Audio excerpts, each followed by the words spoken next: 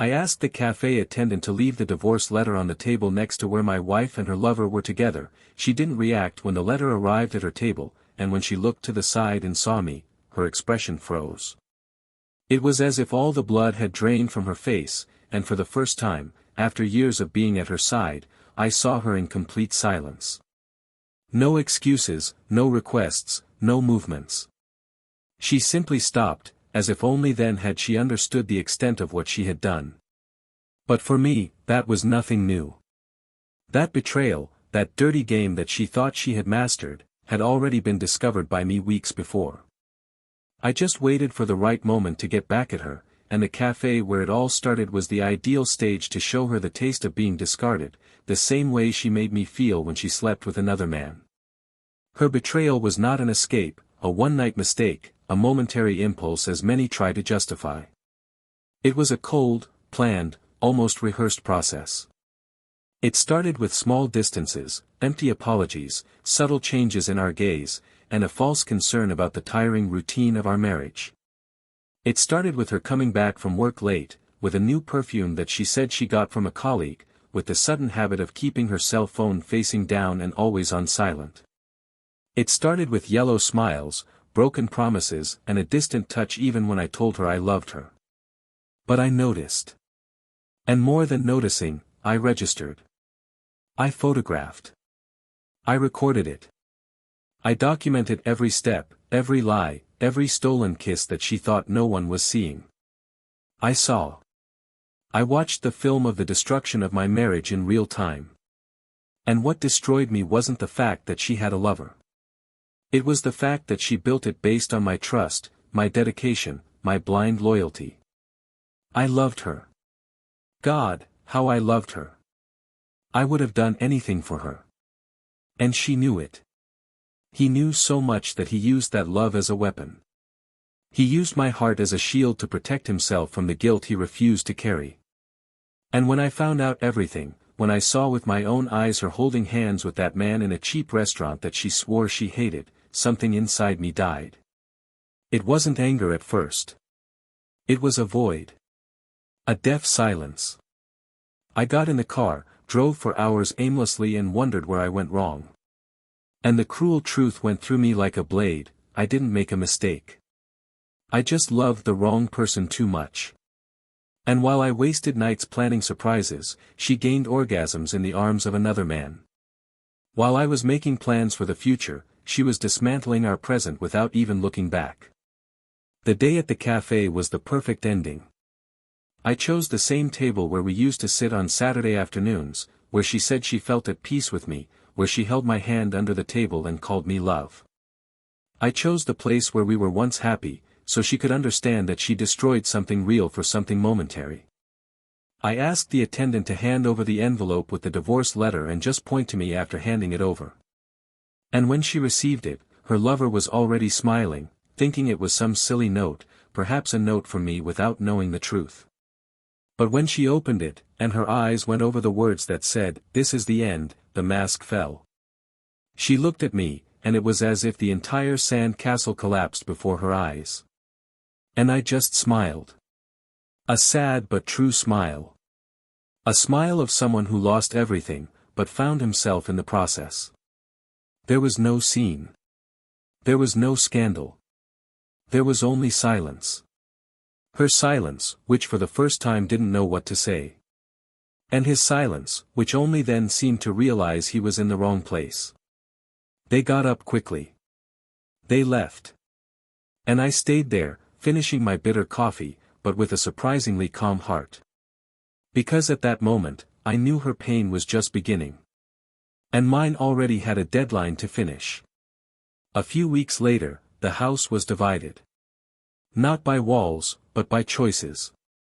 And our daughter, the one she always thought would be by her side, asked to live with me. He said he admired me for the way I handled everything, for my calm, for my dignity. He said he saw me as an example of a man. And that hurt her more than any court case. I saw in her eyes the desperation of realizing that her own daughter preferred to be next to the one who was betrayed, not the one who betrayed her. But I didn't cut ties. I didn't prevent contact. I would never do that. She still spoke to her mother, still invited her to lunch on Sundays. But it was here, at my house, that she left her books. This was where she would sleep and say, "Good night, Dad," before closing the bedroom door. It was here that she cried when she saw her mother for the first time with her lover on the street. And it was also here that she smiled when meeting the new woman who entered my life, someone who arrived without haste, without armor, without lies. And that's what this story is about. About how pain can become strength. About how betrayal can be the beginning of something better, even if the heart takes a while to understand. About how sometimes, those who destroy us are also those who free us. Because after everything, when I thought I couldn't trust anymore, smile anymore, love anymore, I did it. And she, well, she reaped what she sowed. He lost his home, he lost his respect, he lost part of his daughter. And the worst part, she lost the only man who was willing to fight for her until the end. But the most curious thing of all was not the day I handed in the divorce letter. That's what happened days later, when she came to me in tears saying she wanted to come back, saying that her lover had disappeared, that everything was a mistake, that she still loved me. And then, at that moment, with her eyes teary and her voice trembling, I said something that she would never forget, something that, to this day, she repeats to her friends trying to understand how someone who loved her so much could be so cold in a single sentence. And it is exactly this sentence that changed the course of everything. That sentence that ended any possibility of return. But this one, I'll only tell you at the end. Welcome to the channel. Here, we make it clear from the beginning, we do not support any type of betrayal. All stories told are fictional, but based on real situations that show how infidelity can destroy families, hearts and entire lives. Our goal is to reveal the deep emotional consequences of a wrong choice. Get ready. Next, you will hear a story shocking, intense and unforgettable. Good story. Daniel was always the type of man who walked with both feet on the ground, even when life offered him the chance to fly. Not because I was afraid of heights, but because I understood the value of each step taken firmly, of each achievement achieved with effort and silence. From a young age, I had learned that nothing came easy and that true love was not born from empty promises or candlelit dinners, but rather from small, constant gestures that were often imperceptible to the hasty eye. He worked as a manager for a logistics company and, even though he never stood out as a brilliant or extraordinary man, he was recognized by everyone as someone reliable, coherent and absurdly dedicated to the family he built with Sophia, his wife of more than 12 years. Sophia was the complementary opposite of Daniel. Charismatic, sensitive, dreamy. He had a natural taste for art, for colors, for everything that involved sensations and beauty. Graduated in interior design, she worked as a freelancer, which allowed her to spend more time at home and take care of the details that made the home a true refuge. She was that person who cried at margarine commercials and was enchanted by little notes left on the refrigerator. His energy was contagious, his smile was easy, and his presence brought lightness to the environment. With Daniel, she formed the couple that many admired, balanced, united, seemingly built for each other. They had an 11-year-old daughter, Isabella, a living mixture of her mother's tenderness and her father's calmness. Intelligent, observant, and precocious in many emotional matters, the girl had a strong connection with her father since she was little. She liked to lie on the sofa next to him on Sunday afternoons, while he watched football or read a book she didn't understand, just to feel like he was there, present. Sophia was also a loving mother, always involved in schoolwork and birthday parties, but with a more volatile sensitivity, sometimes scattered, sometimes absent in deep thoughts that Daniel, with his more practical vision, never questioned. Their home was simple but filled with meaningful details. On the living room wall, a collection of paintings hand-drawn by Sophia decorated the space with discreet elegance. The kitchen, always clean and well-kept, was the center of the most sincere conversations between the three. At night, it was common for them to have dinner together, without rushing, sharing the day's events. Daniel was keen to preserve this ritual, as he believed that there, in the exchange of looks and simple words, lay the secret of permanence. And even when work commitments piled up, he managed to be home for dinner. For years, this routine strengthened them. They were seen as a couple who had beaten the statistics, who had survived the first years of adaptation, the arrival of their daughter, the pressures of adult life. Sophia and Daniel had differences, like any couple, but they seemed to know their way back to each other. When they argued, it didn't take long for one of them to give in. She, in her emotional way, often apologized first. He, with his emotional stability, learned to listen more than argue. There was affection, there was respect. At least, that's what it seemed like.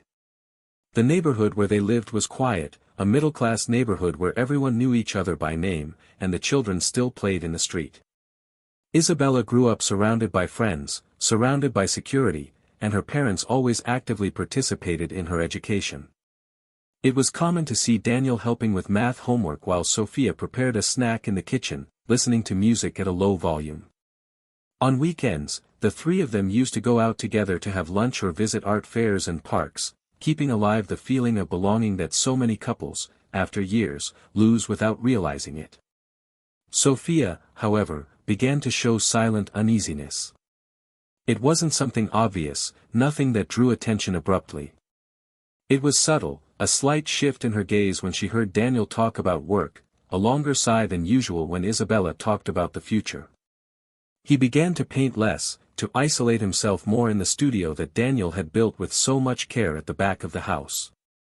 He, always respectful of her space, interpreted this as a creative moment, a more introspective phase, and did not dare invade that world that she valued so much. After all, that was also what love was, giving space without asking for justification. Even with these small changes, life went on. Daniel continued his work with the same dedication as always, bringing flowers sporadically, preparing simple dinners on Fridays, encouraging Sophia to resume her projects, praising her paintings. He truly admired her. He never stopped seeing her as the woman he fell in love with. Sometimes he watched her sleep, and felt grateful to still have her there. In his eyes, she remained beautiful, even with the dark circles left behind by sleepless nights, even with her hair tied up in any way on busy days. Sophia, in turn, had moments of genuine affection, but also demonstrated a certain emotional distance on other occasions. Daniel understood, but he was not paranoid. I trusted her. I preferred to believe that it was just the weight of time, demands, routine. Sometimes I thought about planning a surprise trip, maybe repeating the honeymoon, rekindling something that might have been dormant. But I always left it for later. Life was going on, and he was afraid of seeming exaggerated, of suffocating the little space she still seemed to need. Isabella, even though she was young, noticed the subtle atmosphere that sometimes hovered in the air. She was too sensitive to ignore, but mature enough not to ask questions. He just hugged his father more often, and sometimes, he laid his head on his lap in silence. Daniel always said she was his guardian angel. And maybe it was. In moments of doubt, it was his daughter's confident gaze that kept him standing. Everything seemed to remain the same, even with the layers of silence that, little by little, accumulated between the two.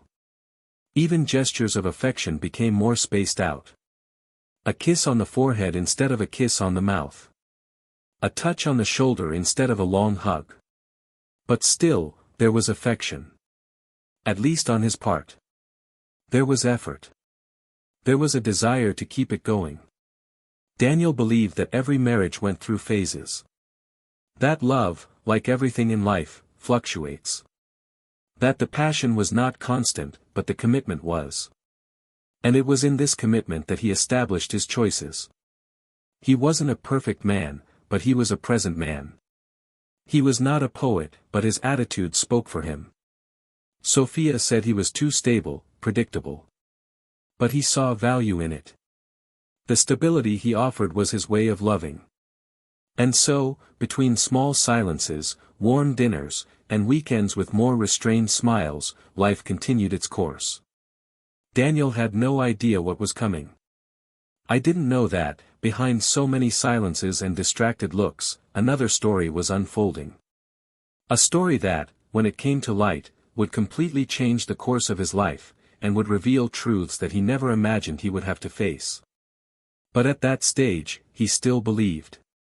He believed in, we, above, I. I believed that every marriage went through low tides.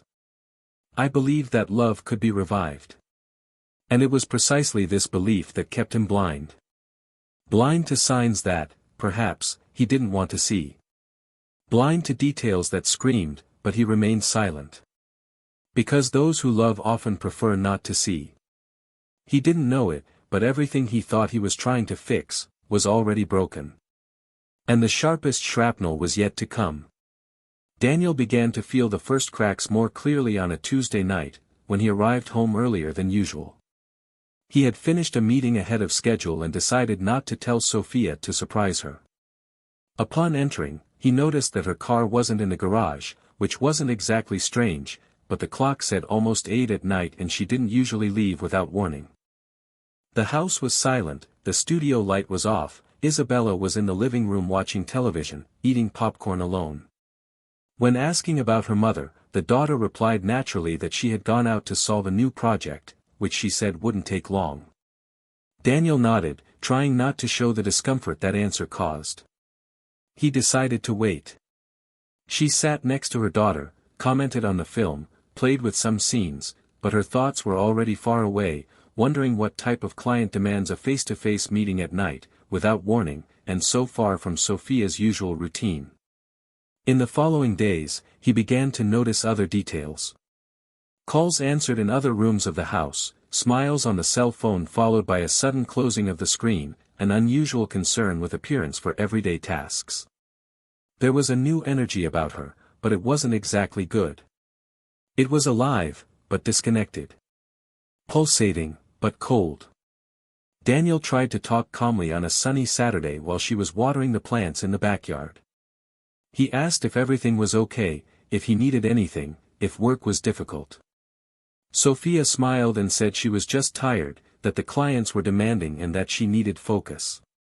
He believed. Or chose to believe. He kissed her forehead and went back inside with a slight pain in her chest that she couldn't name. In the following weeks, dinners became shorter, kisses rarer, conversations less deep. Sophia spent more time outside, always with perfect, aligned, credible justifications. Daniel, even taken by a growing distrust, still insisted on maintaining trust. But inside him, something was already in ruins. The certainty that previously supported his tranquility was now corroded by hypotheses, and his mind, which had never been inclined to jealousy, began to create images that he did not want to see. On a random weekend, Isabella commented that her mother was very friendly with a new client, a man who praised her a lot, who had come to pick her up by car a few times for meetings in another neighborhood. Daniel tried to appear unconcerned in front of his daughter, but the name mentioned, Gustavo, kept ringing in his head. He had never heard of that name before, and that, for someone who had always had access to his wife's conversations and clients, sounded like a new wound, still open, pulsing. He began to notice every gesture, every step, and decided, for the first time in years, to look at her cell phone while she slept. Found nothing. All conversations with this Gustavo were deleted. No history, no leads. And that was what confirmed his fear. He was not a man who gave in easily to doubt. He had rationality as his compass. But this time, something bigger than himself was pushing him into action. He reluctantly and shamefully hired a private investigator. Not because I wanted to find something, but because I needed peace. For days, he tried to maintain his routine normally. He continued taking Isabella to school, carrying out his duties at work, pretending that everything was as it always was. But inside, his heart was a minefield, ready to explode at any wrong move. When the first photos arrived, Daniel didn't open them right away. He left the envelope on his office desk for hours. He walked around the house like a stranger, observing every detail, every picture Sophia had painted, every object they had chosen together. It was as if he was saying goodbye to everything, preparing to see what he had built so much fall apart. And when he finally found the courage, the images screamed truths that he still resisted hearing. There they were both, Sophia and Gustavo. First in a coffee shop, then in a car parked on a deserted street, later in an intimate restaurant where he and Sophia used to go on their wedding anniversaries. The kisses captured by the lenses left no doubt. They weren't work meetings.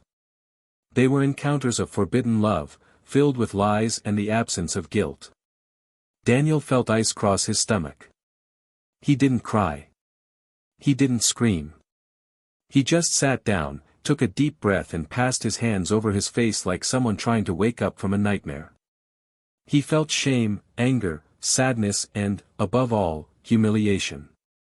The woman he protected, who he respected, who he defended even when they doubted her, was giving her soul to another man while he was still trying to rekindle their love.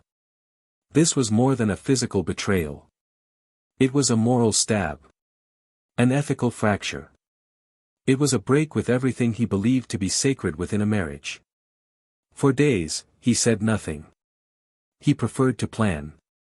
I didn't want scandals or theatrical tears. I wanted truth. I wanted justice. And more than that, I wanted her to feel, as clearly as possible, the weight of the choices she made. He began to act with a serenity that confused her. He said he was focused on work, avoided long conversations, remained distant, but never rude. Sophia began to notice the distance, but interpreted it as the natural distraction of someone busy. Little did she know that his every silence was one more brick in the wall he was building between them. The final straw came when Daniel discovered that Gustavo had gone to the school to pick up Isabella. Disguised as a family friend, he made the girl recognize him and accept him as an occasional presence. And that, for Daniel, was unacceptable. From then on, he decided that the end should be definitive. No turning back. Without a doubt. He prepared everything with precision. The divorce letter written by a trusted lawyer. The meeting was scheduled in the same cafe where, years ago, he asked Sophia to be his girlfriend. He asked the attendant to discreetly deliver the envelope to the next table and point it out to him later. He planned every detail, every second of that moment. I wanted her to feel the ground disappear beneath her feet. I wanted to see the reflection of betrayal in her eyes, live. He wanted to be remembered not as the man betrayed, but as the man who got back with dignity. On the appointed day, he arrived early, sat at a discreet table, and waited patiently. Sophia entered shortly after, smiling, accompanied by Gustavo. They sat carefree, talking as if they were in a parallel universe, where the truth did not exist. When the envelope was handed over, it took her a few seconds to understand what it was. When he opened it, his eyes froze. The smile disappeared. And then she looked around, looking for something. Looking for him.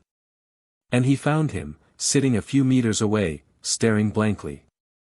There was no need for words. The silence spoke for everyone. And it was there, at that moment, that everything changed. But what Sophia still didn't know was that the betrayal was just the beginning. What would come next, the secret that Daniel had kept since the beginning of his plan, would be capable of turning her world inside out. Because some truths don't just hurt, they destroy. Sophia's silence after opening the divorce letter wasn't surprising, it was disguised despair. She knew she had crossed a line, but she never imagined that Daniel would have the strength to cross it before her. Sitting next to Gustavo, with her trembling fingers pressing the signed pages, her eyes scanned the environment as if looking for a shelter where she could hide from her own guilt. Daniel's gaze, impassive and cutting, held her still. Gustavo, without immediately understanding, tried to ask what it was, but all it took was a touch on his arm and a quick nod for him to understand that that moment wasn't his, it didn't belong to him. He got up, uncomfortable, and left. Sophia remained, with her shoulders shrugged and her heart compressed inside her chest, while Daniel got up and walked towards her with the slowness of someone carrying not only his steps, but the wounded dignity of months. She tried to speak, but Daniel raised his hand slightly, as if begging for a moment of silence. He stood before her, looked into her eyes for long seconds and then, with no anger in his voice, just a thick, deep firmness. He said that everything she needed to know was there, inside that envelope, and that there would be no discussion. That the decisions had already been made. Sophia stammered her name, her voice breaking, saying she could explain. He nodded, as if expecting exactly this attempt, and pulled out the chair to sit in front of her, eyes fixed, expression irreducible. If she wanted explanations, she would have them. But first, he had something to say. He said the letter was not just a request for separation. It was also the announcement of a new beginning. Not a romantic or impulsive restart, but a rebirth based on something that Sophia had abandoned a long time ago, the truth. Daniel calmly revealed that he had known everything for weeks. That he had hired an investigator. Who saw the photos, heard recordings. Who knew the days, the times, the places. That in all these trials, what hurt most was not seeing the two together, but realizing that while he was still making plans to rebuild the marriage, she had already started to demolish everything inside. Sophia started to cry, and he continued. He said he remained silent out of respect for his daughter. Who endured every minute pretending to be normal because she wanted to ensure that Isabella did not witness the family's collapse in a traumatic way. But now, with everything exposed, he was ready to move on. She tried to argue. He said it wasn't what it seemed. That Gustavo was a mistake. That everything was confusing. That she felt that he, Daniel, had moved away emotionally, that she felt alone, devalued. That it was never a question of love, but of need. Daniel listened to every word without interrupting. When she finished, lowering her eyes like a child who fears reprimand, he let out a soft sigh and just replied that what hurt him most was not the fact that she had made a mistake, but the fact that she had done it knowing that he still loved her. Sophia tried to justify herself again, but Daniel interrupted with a more incisive gesture. He said he was not there to debate why, but to communicate decisions. And then, like someone revealing the most precise scam at the exact moment, he said that he had already moved. Who no longer lived in the house they had lived in for 12 years. That Isabella was with him. That he didn't forbid her from seeing her mother, but that her daughter asked to stay with him for an indefinite period of time. Sophia's eyes widened, as if only at that moment she realized the depth of the abyss that was opening up beneath her feet. He wanted to know why his daughter hadn't said anything. I wanted to know since when this was happening. Daniel replied with cruel serenity, she's disappointed. But unlike me, she doesn't hate you yet. She's just learning to see who you really are. Sophia's tears fell violently.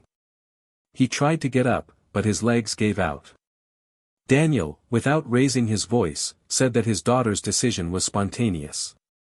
That she came to him saying she wanted to live with him because she felt safer, more understood, and that she hadn't felt comfortable at home with Sophia lately. And that, as much as he still loved his mother, he could no longer trust her like he used to.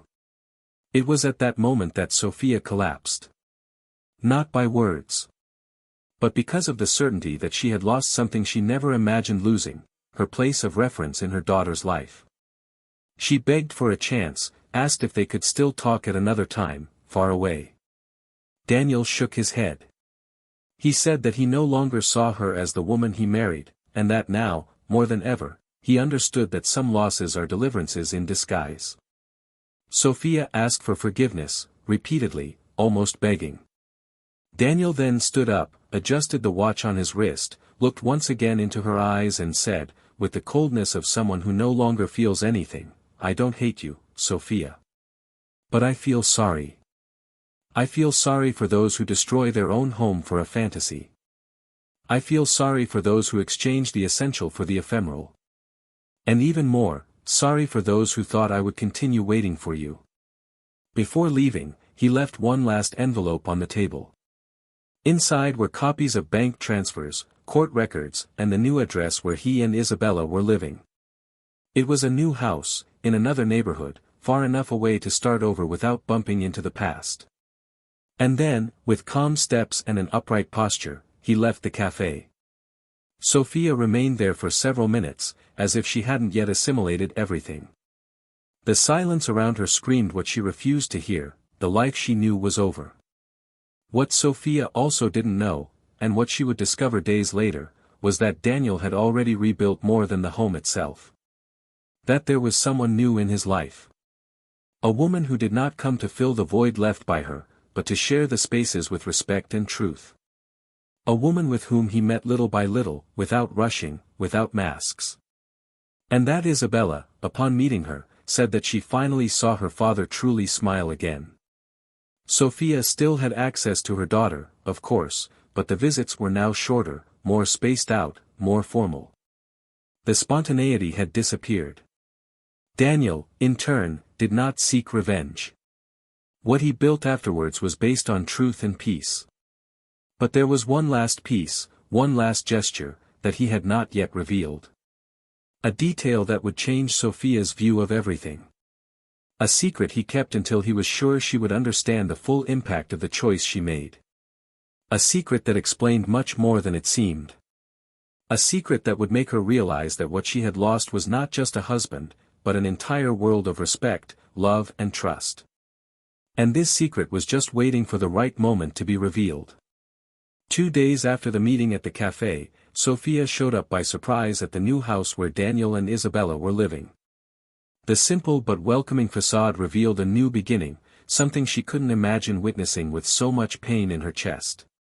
He knocked on the door without rehearsing what he would say, hoping that, perhaps, upon seeing his haggard face, he would soften. It was Isabella who answered, surprised and visibly uncomfortable. There was no smile, just a cold and respectful silence, followed by, "My father is in the backyard," said with a low voice and a look that avoided direct contact. Sophia entered, observing the new rooms, noticing the absence of any trace of her, as if she had never existed there. It was like invading a story that had already gone on without her. He found Daniel next to a small flower bed that he was cultivating with Isabella. There was dirt on his hands, sweat on his forehead and tranquility in his eyes. When he saw her, he didn't appear surprised. He just stood up, wiped his hands on a cloth hanging on the fence and waited for her to say something. Sophia, nervous, walked towards him, not knowing whether to cry, beg or just remain silent. He took a deep breath and said that he needed to talk to him, that he needed to understand where this was going. Daniel just pointed to a nearby wooden bench and sat down, as if offering a last gesture of cordiality to someone who no longer occupies any place in his life. She started by asking about Isabella, saying that she missed the routine, her daughter's laughter in the morning, Sundays together. Daniel listened to her, but with distant eyes. She replied that her daughter was fine, that she had adapted quickly to the new home, that she was happy. And that, for him, was all that mattered. Sophia then asked if there was anyone. The question came out in a tone that mixed curiosity, jealousy and fear. Daniel, without hesitation, answered yes. That I had met someone special. A woman who was not the result of impulse or escape, but who had appeared when he least expected it, precisely when he was no longer looking for anything. Sophia looked away, hurt by information that she herself had already prepared to hear, but which still hit her hard. She then got up and started walking around the yard, with disorganized steps, as if searching for words among the plants. She said she didn't expect to be replaced so quickly. That, despite everything, she still believed that they could talk like adults, rebuild something for the sake of her daughter. Daniel remained seated. He said that she had not been replaced, she had been surpassed. That reconstruction is not possible when the foundation is rotten. And that, even though Isabella still had love for her, she now saw them both with different eyes. Sophia tried to defend herself, saying that no one is perfect, that she made mistakes, but that he wasn't a saint either. Daniel then laughed lightly, for the first time, and replied that the difference between them was simple: he loved too much to make mistakes like that. Silence fell between the two, only broken by the sound of the wind through the trees. It was then that Daniel decided it was time. He got up, walked to a small shelf in the corner of the room and took a smaller, sealed envelope from a box. When he handed it to Sophia, he just said, "Maybe now you understand why I didn't fight for you." Because you had already lost me before you even betrayed me. She took the envelope without understanding. He opened it in a hurry and inside was a copy of a purchase and sale contract. It was the new house. The new life. But the date was what made her shudder. It was signed 2 weeks before Daniel discovered the betrayal. Sophia stared at the paper as if it was burning in her hands. He looked at him with wide eyes, trying to understand what that meant. Daniel, firmly, explained that he had already made the decision to separate before he even found out about the affair. That he hadn't seen a future in the relationship for months. That he had supported the marriage because of his daughter, but that, inside, he had already said goodbye. Sophia felt her legs give out. He sat back down on the bench with his hands over his face, saying it couldn't be true. That he never showed signs. Who was always present, affectionate, protective. Daniel, with a lower voice now, explained that her biggest mistake was believing that love manifests itself only in explicit gestures. That his silence in the last few months was dismissal. That solitary dinners, avoided touches, formal kisses were not inattention, they were goodbye. And when he discovered the betrayal, he only found the perfect excuse to take the last step. Sophia, overcome by a mixture of regret and frustration, asked if he had already told her daughter everything. Daniel confirmed yes. That Isabella knew about the betrayal. That she knew about the new house, the new woman, the new beginning. And that, contrary to what she expected, there was no drama. There was only understanding. Isabella, according to him, just said, "I already felt all of this. I just didn't want to believe it." Bewildered, Sophia asked to see her daughter now. He wanted to talk, explain his side. Daniel nodded, entered the house and called the girl. She came, barefoot, with a book in her hands, and stood in front of her mother with an expression too mature for her age. Sophia tried to hug her, but Isabella hesitated. He said he preferred to talk sitting down. They sat on the ground in the yard, side by side. Sophia, through tears, asked for forgiveness. He said he made a mistake, that he felt ashamed, that he wanted to regain his daughter's trust. Isabella listened to her carefully. He replied sweetly but firmly that he still loved her, but now he saw everything clearly. That time would bring forgiveness, but that she needed distance to rebuild the image she had of her mother. And that, for now, he preferred to continue living with his father. Sophia, defeated, remained there, sitting, not knowing how to rebuild what she destroyed. Daniel returned to the yard and stood near the door, watching. She looked at him, and for the first time, she didn't try to argue anymore. He only asked to see his daughter on the weekend, in a park, just the two of them. Daniel looked at Isabella, who nodded. And so it was agreed. Sophia said goodbye, walked to the gate as if carrying the weight of herself. As he opened it, he turned one last time and said, almost whispering, "You were right. The worst thing isn't losing someone. It's realizing that they were gone before they even left." Daniel didn't respond. He just closed the gate slowly and went back inside the house, where the present no longer needed the past's permission to continue. In the following days, Sophia began to deal with a void that no justification could fill. She lost control over the narratives, she lost the right to say she wasn't warned. Because deep down, she knew. He knew he was slowly losing Daniel, but he ignored it. He bet on distractions, threw himself into the fleeting emotion, believing that he would wait. And waited. But not for her. He waited for the chance to go on in peace. And when he found her, he didn't hesitate. Daniel, in turn, began to build something solid with his new partner. She met Isabella cautiously, respecting the spaces, without rushing, without forcing bonds. And little by little, the girl began to see her with affection, as a light presence, who didn't try to replace anyone, but who was there. Over time, the three began to hang out, laugh together, create new rituals. And one Saturday, while they were washing the car together in the garage, Isabella spontaneously said, "Dad, I think now we have a happy home again." Daniel stopped for a second, looked at his daughter and then at the woman beside him. Smiled. That was it. The end had not been a disaster. It was a transition. And on the other side, Sophia began to feel the reverse effect of betrayal. He saw friends walk away, relatives avoid the subject. At work, the days got heavier. At night, the walls of the house echoed the choices she made. I called Isabella, who answered with kindness, but ended the calls quickly. The messages were not ignored, but they were not enthusiastic either. Time was cruel but fair. He showed that what is lost through carelessness rarely comes back with the same strength. She finally understood that it wasn't the new woman who hurt most. It was the fact that Daniel had forgiven her. And forgiveness, in that case, was proof that he had actually moved on. No regrets. No revenge plans. Only with a silent peace that would never belong to her again. The routine in the new house had stabilized with a speed that surprised even Daniel.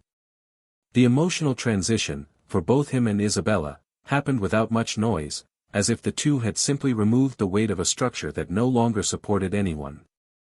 The environment was light, filled with a comfortable silence, the kind that does not hide secrets. There was laughter during breakfast, spontaneous conversations while tidying the kitchen, small gestures of complicity that became part of a new way of coexistence. Daniel, who previously lived pressured between what he felt and what he couldn't express, now had space to breathe and reorganize everything that had been dismantled without his permission. There were no more muffled voices on the phone, no more eyes that avoided his. What remained, however, was a lingering residue of pain. No longer because of the loss, but because of everything we had to endure to get there. Isabella, on the other hand, dealt with her mother's issue in a silent but intense way. Physical separation had not broken the emotional bond, only redesigned it. She still saw Sophia, but now with an emotional distance that made clear the new place she occupied. Visits took place on weekends, in neutral locations, parks or cafes, never in the old house. The daughter maintained a respectful but reserved tone. Sophia, in turn, tried to fill in the gaps with memories, telling stories from when Isabella was little, trying to recover some kind of affection that, although not completely absent, no longer appeared with the same spontaneity.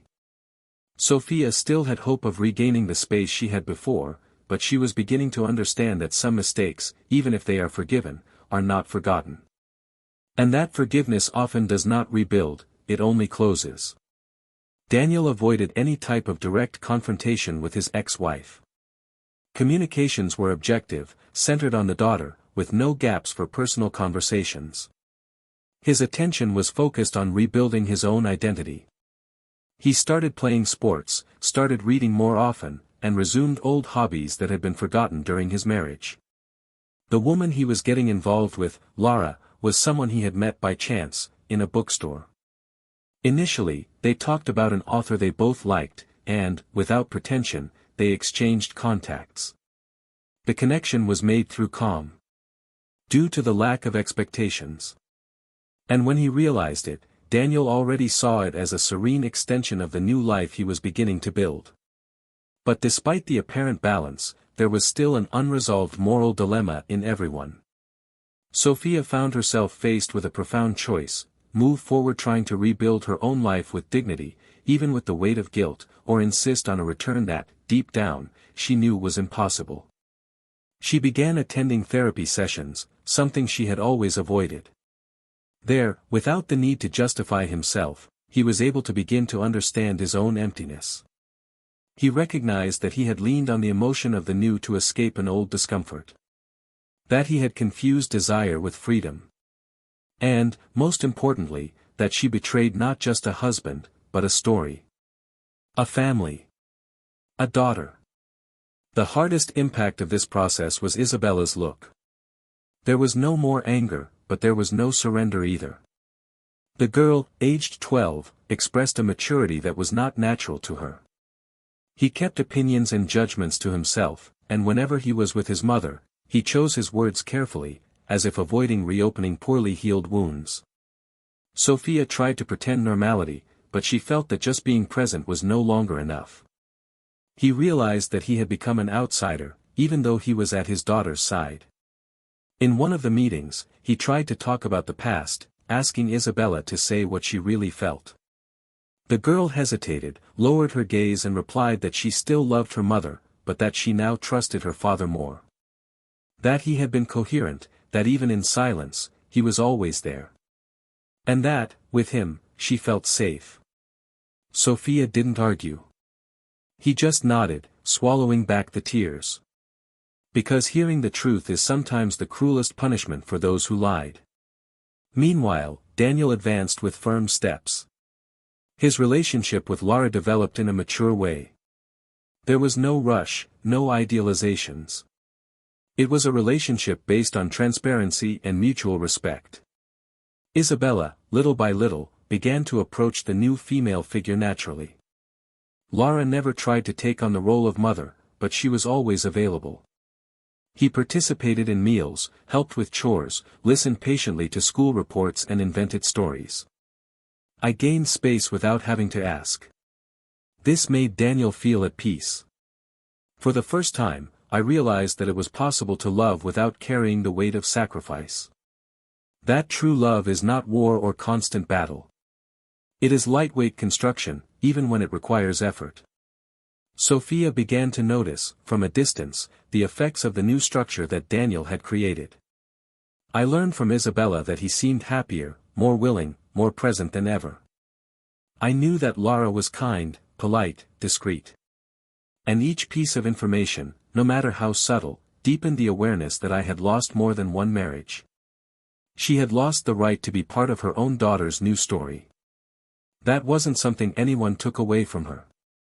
It was a consequence. It was a result. It was a reflection of what she herself planted. Visits started to become shorter. Coexistence with Isabella, although cordial, had become a protocol. Sophia tried to schedule programs, suggested short trips, but Isabella rarely accepted. He preferred weekends with his father, quiet walks, board game nights or old movies. It was difficult to compete with the feeling of welcome. Sophia came to understand that winning back a wounded affection requires more than gestures. It requires time, truth and a repentance that seeks no reward. Daniel, even though he was aware of all this, never tried to take his daughter away from her mother. On the contrary, he always encouraged contact, respected their moments, and never spoke ill of Sophia. His silence was his justice. His posture was his answer. The pain he felt in the past had transformed into a calm, almost serene force that drove him without hatred, but with conviction. He knew he had done everything he could while he was married. And I knew that now, by not carrying any hurt, I was free to continue. Sophia's dilemma reached its peak when she had to decide whether to continue insisting on returning to a place that no longer existed, or whether to finally take a step forward, without looking back. He began to reorganize his professional life, sought independent projects, distanced himself definitively from Gustavo, and began to get involved in social causes, as a way of giving new meaning to his own pain. It wasn't redemption, it was a fresh start. There was no more room to regain what was lost. But there was still room to rebuild who she was, far from the image she destroyed with her own hands. On a rainy Sunday, he received a message from Isabella saying she would like to talk. They arranged to meet at a discreet coffee shop. The girl arrived alone, with her hair loose and a lighter look. They talked for almost an hour, and at the end, Isabella said that she would like, one day, to be able to spend more time with her mother. That she didn't know when, but that she was willing to try, as long as everything went smoothly. Sophia held back her emotion. He didn't ask for anything else. Just said thank you. It was the first ray of light after so long. Back at the new house, Daniel was preparing dinner with Lara and Isabella. They laughed together over a dish that went wrong but ended up being good. It was a common, everyday scene, but full of meaning. A home rebuilt with honesty, where everyone knew exactly where they were stepping. And even though there were still memories that hurt, they no longer had the strength to define the days to come. There was still one last chapter to come, the last gesture, the outcome of a story that began with betrayal, but was about to end with something much greater, a lesson in dignity. Time followed its course with the precision that only routine is capable of imposing. The days became lighter in Daniel's house, as if the environment absorbed the peace he had sought so much for years. There was stability, but not that stagnation that previously trapped him in automatic gestures. Now, everything happened with intention. The smell of freshly brewed coffee in the mornings, the sound of Isabella's laughter echoing through the room, the calm conversations at night with Lara about banalities and also about what really mattered. Daniel felt that, finally, he was living the life he always deserved, the one he builds with patience, with conscious choices, with affection that does not require masks. The pain of everything that was lost did not disappear, but settled in a safe place in memory, like an already read book that no longer needs to be opened every day. The coexistence between Isabella and Lara flourished organically. Lara never put herself in the role of substitute and, for this very reason, she became a reference for the girl in matters that Sophia previously monopolized. She was the one who listened when Isabella needed to vent about school issues, friendships and even her own mother. Daniel, even though he was present, realized that certain subjects flowed better between them and respected this with silent wisdom. The relationship between the three was built on a foundation of honesty, which allowed each person to have their own space without having to justify their existence all the time. Meanwhile, Sophia continued a slow and tortuous process of personal reconstruction. There were days when I woke up determined to start over, with plans, projects and optimism. In others, she was invaded by a deep feeling of regret and emptiness, as if every small gesture before now carried the weight of what she destroyed. He spent long moments reviewing old photos, rereading messages he exchanged with Daniel in happy times, trying to understand where exactly everything started to fall apart. And no matter how much she tried to rationalize, the truth always came back with a vengeance. She wasn't pushed, she chose to fall. And the consequences of that fall now extended to all areas of his life. On a gray afternoon, Isabella called her mother and invited her for a walk in the city center. It was the first time since the separation that the girl had taken the initiative to spend more than a few hours with her.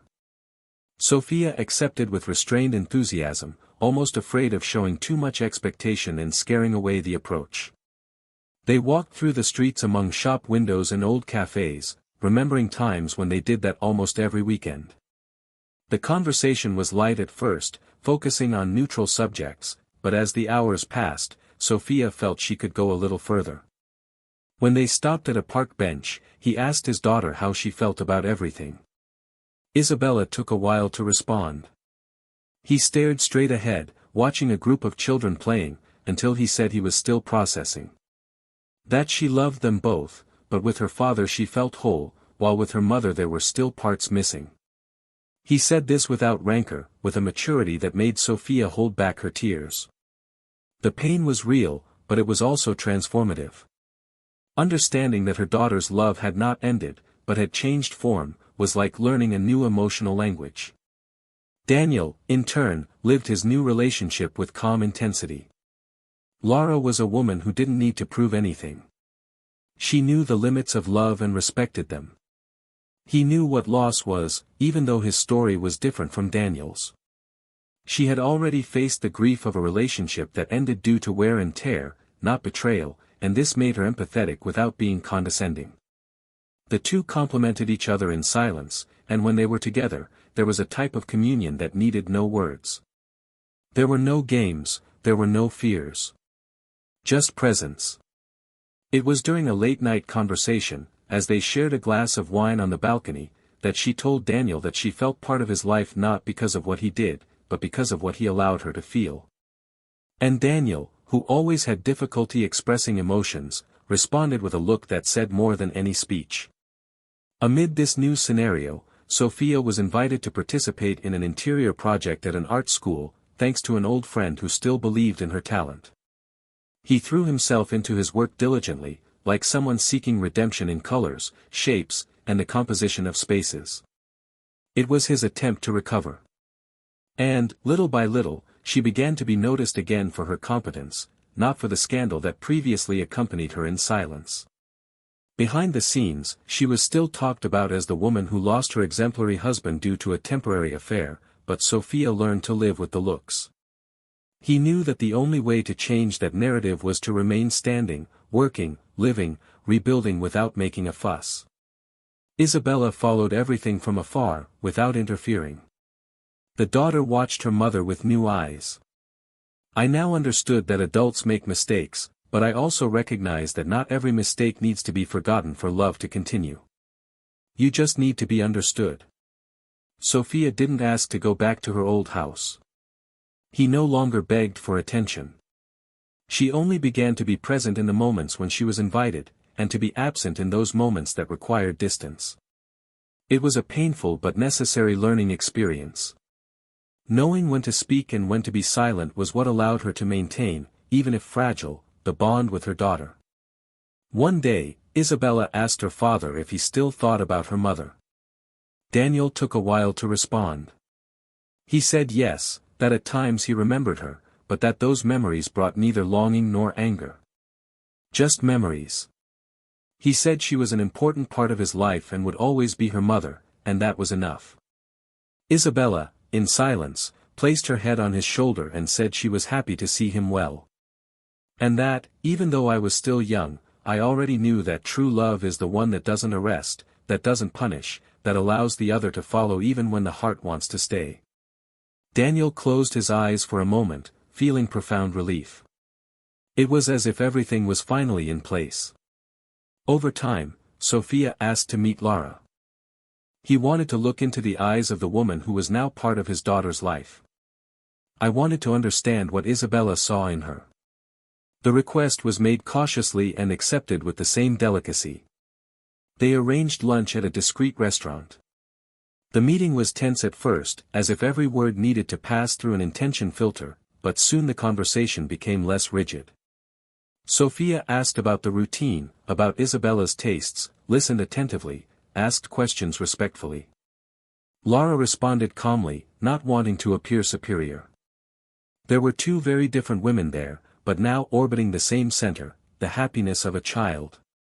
At the end of the meal, Sophia thanked her for taking such great care of her daughter. Lara just replied, "She already has amazing parents. I'm just here to add to it."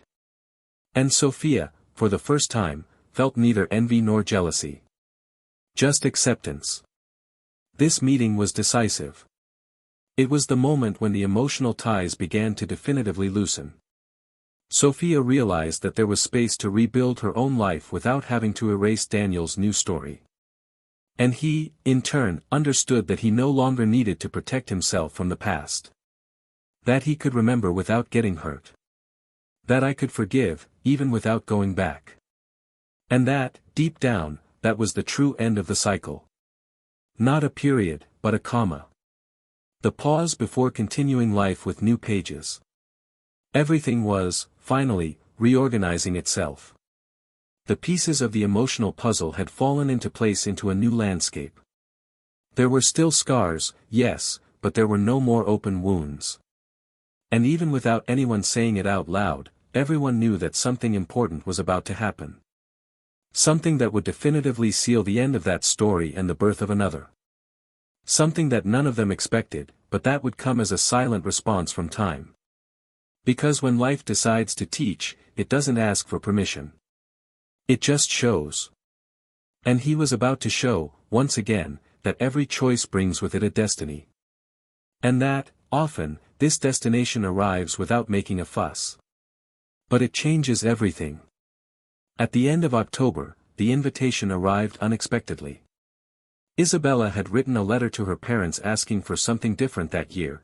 She wanted to celebrate her birthday in an intimate way, but with everyone present, together in the same environment. It was not a traditional party, nor a social event.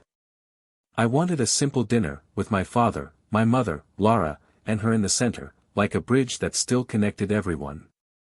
The letter, written by hand, contained words that were too mature for his age, reflecting everything he had experienced in recent months. I asked for it to be a peaceful night, without hurt feelings, without fights, just a real night. Daniel read the letter in silence, sitting on the porch, and after a few minutes staring at the paper with full eyes, he simply nodded. Sophia, in turn, received the letter with shaking hands and, when she finished reading it, she cried as if she were being allowed to breathe again after months in apnea. I knew it wasn't a fresh start, but a chance to end with dignity what had been pain for so long. On the night of dinner, the house was silent, with a warm, yellow light in the living room. Laura helped Daniel in the kitchen while Isabella carefully set the table, placing flowers that she had chosen early in the morning. When Sophia arrived, she stopped for a few seconds in front of the door before ringing the doorbell. He was carrying a wrapped box, his daughter's gift, and on his face he had an expression of humility that he no longer needed to pretend. She was received politely, without coldness, but without forced intimacy. Laura, polite as always, greeted her with a restrained smile. Daniel just nodded. They sat down, ate dinner, laughed at stories from Isabella's childhood, and talked about trivial things. There was no tension, there was no disagreement. There were only 4 people there, each on their own journey, trying to respect each other's space without hiding behind masks. When dinner was over, Isabella asked everyone to stay seated while she looked for something in the room. He came back with a small wooden box, and inside were 4 pieces of paper. He said that he had written letters to each one, and that they should be read there, at that moment, without interruptions. He handed one to each of them and sat on the sofa, watching with attentive eyes. The letters, although different, shared the same sentiment, gratitude and a desire for peace. For Daniel, she thanked him for his strength, for his protection and for never making her feel guilty for choices that weren't hers. To Sophia, she said that she was still learning to forgive, but that she could already see her mother as someone human, flawed, but still capable of love. To Laura, she thanked her for being kind and for not trying to occupy spaces that weren't hers, but for patiently creating a new space.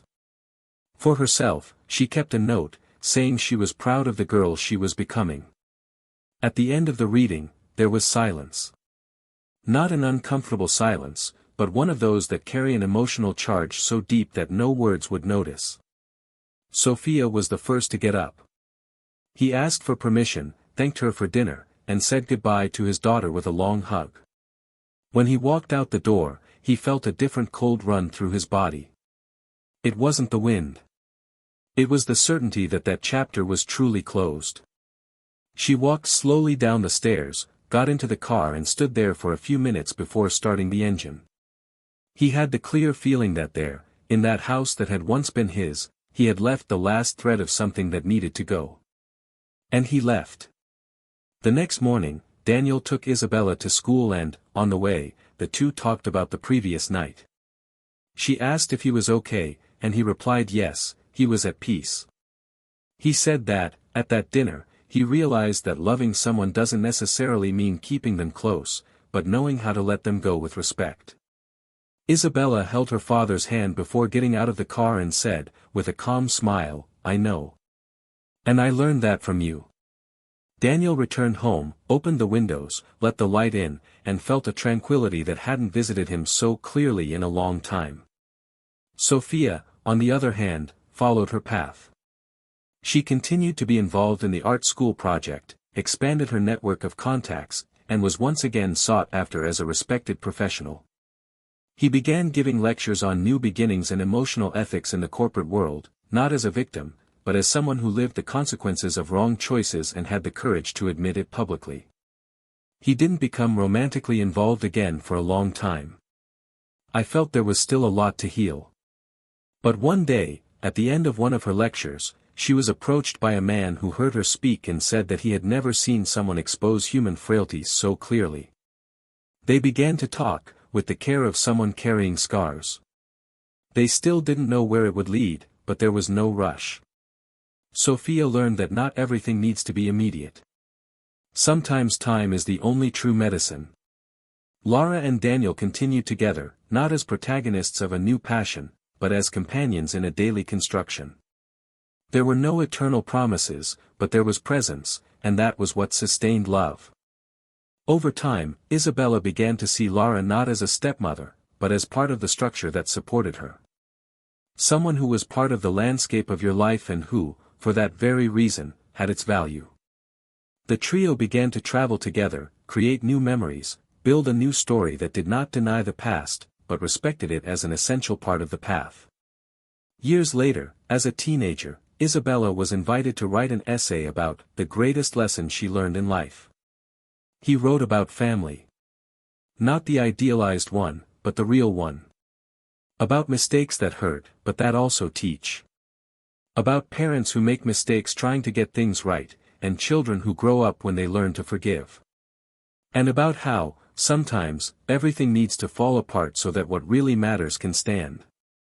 And so, without needing epic endings, each character found their place.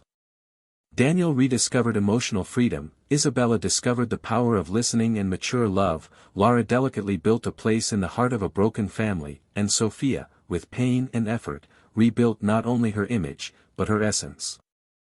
Life, with its subtle way of teaching, has shown that the true punishment of betrayal is not just loss, but the reflection it leaves in the eyes of those who once believed in us. And it also showed that redemption, when sincere, does not need to be applauded to be real. Now tell me in the comments, what did you think of this story? Who impacted you the most? Have you ever lived or witnessed something similar? I want to know your opinion. If you liked it, leave your like and subscribe to the channel so you don't miss any of the next stories. Here we expose the pain, but we also reveal the strength of those who survive it. And never forget, this channel does not support any type of betrayal. Here, the truth always comes out, sooner or later.